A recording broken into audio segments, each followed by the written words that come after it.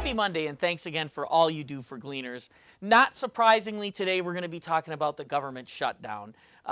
We just had a big media thing last week talking about our response to the first wave of impact, which is the federal workers, over 800,000 of them nationwide, who didn't get paid last Friday. And there's 5,000 or so in our area. Now, they make about $14 an hour on average. So it's not a big wage, and missing a paycheck can mean the difference between feeding your family and not feeding your family. So we got a big message out to the community telling those people, we're here for you, and there's help for you. And that was really important. But the bigger problems are yet to come. If the government shutdown persists, we will eventually see a complete reduction of benefits to zero. And those benefits affect a lot of people. That's your breakfast and lunch in schools. That's the WIC program. And most importantly, it's the Bridge Card, the SNAP program, food stamps. In our area alone, and I just got these numbers, over 283,000 households depend on SNAP. 283,000 households.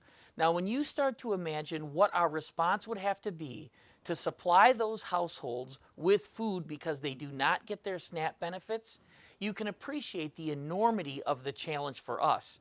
But even more than that, if SNAP benefits are not paid and they run out completely at the end of February, all of the grocers that get impacted, all of the people that work for those grocers, all of the party stores in the city, I mean, thousands and thousands more people besides the SNAP users get impacted if these benefits just go away like that.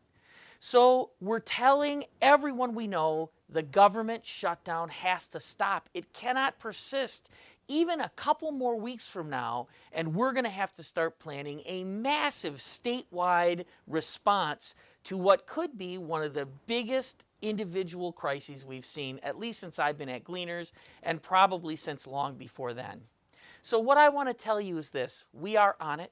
We know what the impact is going to be. We know what we have to do. We're talking to our partners. We're talking to the United Way. We're talking to people at the state. And we are telling everyone, first and foremost, don't make us have to fix this. This needs to be fixed in Washington, D.C. This needs to be fixed by people who can be rational rather than ideological. It is a $1.1 trillion appropriation, of which they are arguing about $5 billion.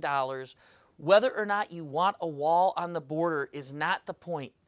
The point is, hundreds of thousands of federal workers are already affected, and the impact is going to grow to significantly more than that in very short order. So, let's stop the madness. Let's get the government working again. Let's make sure people are helped. And let's move this thing onward and upward. Until next week.